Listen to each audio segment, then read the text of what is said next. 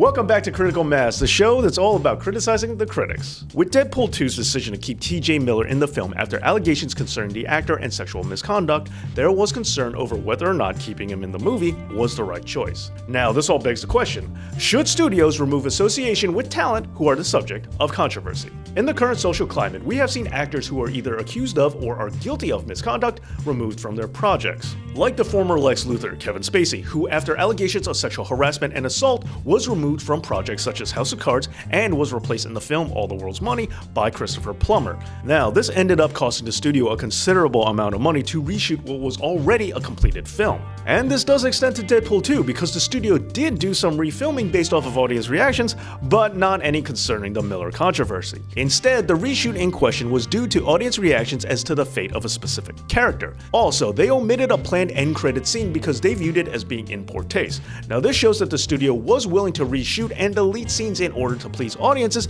but not because of any allegations. Instead, the film stood by TJ Miller and made it perfectly clear that they had no intent to remove him from the project. But was this the right move? Well, let's examine a few things here. First, it's important to remember that these are accusations. These are not convictions. There is a distinct difference between the two, and last I checked, there was still a thing called the rights of the accused. Furthermore, let's just get down to the bottom line, because there are those who will point out that rights of the accused has to do with the law and with legal ramifications, and that public opinion and corporate ruling are not necessarily the same as legal ruling, and that they operate under their own code of conduct, which is true, but fine. Allow me to indulge that idea. Many give understanding to a company's right to distance themselves from a person who is connected to unfavorable behavior, even if that connection is only hearsay and not backed by any actual evidence, arrest, or trial. After all, being associated with such a matter could negatively affect a company if they are seen as being affiliated with a controversial figure, and by not removing themselves from the situation, it could even be seen as them endorsing said behavior. Right?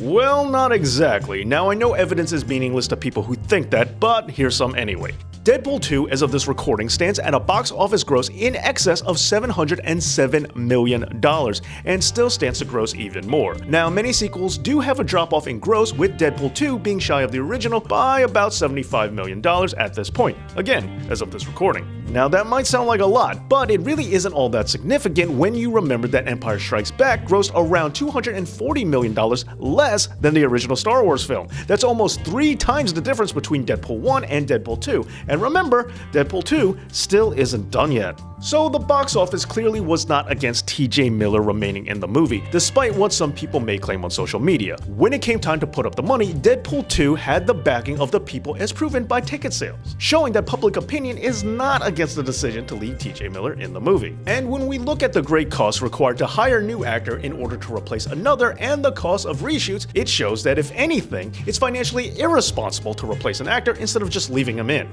But fine, that all has to do with money. But what about morality? Well, that is a bit trickier, but first allow me to make this perfectly clear. Sexual misconduct and assault are terrible crimes. They should not be supported, and accusers should not be shamed or attacked in any way. Now, in terms of morality, I do want to point out that there are those who believe that sentencing happens after conviction instead of going directly from accusation to punishment. And there are those who believe that that principle is the stronger moral high road. In conclusion, financially speaking, it makes more sense to stand by the actor, and morally too in the eyes of many. Also, movie tickets are bought by people and have more countable value than what someone says on social media. So in the end, it seems that public opinion, financial obligation, and legality all side with the innocent until they are proven guilty.